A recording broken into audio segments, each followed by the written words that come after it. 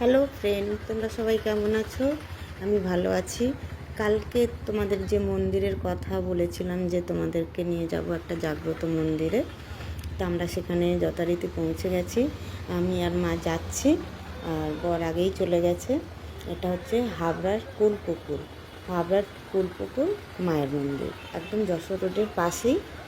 But এই মন্দিরটা খুব জাগ্রত। এখানে শুনেছি যে যা মনের কামনা করে মায়ের কাছে তার সবারই পূর্ণ হয়।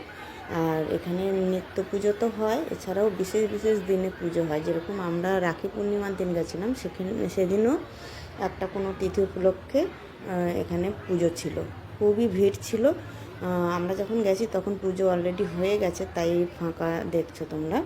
বাট খুব ভিড় ছিল। আর ওইদিকে মন্দিরের বাইরে দেখছিলাম প্রচুর নতুন গাড়ি যারা কিনেছে তাদের ওখানে পুজো হচ্ছিল। আর মায়ের পুজো তখন হয়ে গেছিলো। আর আমরা প্রসাদ নিলাম মায়ের। প্রসাদ নিয়ে আমরা, যেহেতু পুজো হয়ে গেছিলো, ওই জন্য আমরা পুজো দিতে পারলাম না।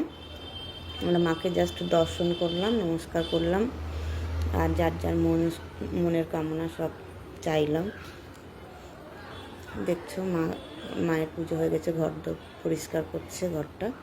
এছাড়া মায়ের মন্দিরের পাশেই শিবের মন্দির আছে। শিবের মন্দির থাকবে, এটা তো স্বাভাবিক, কিন্তু দুরকম শিব আছে। একটা শিব আছে আর আগে একটা শিব দেখলে।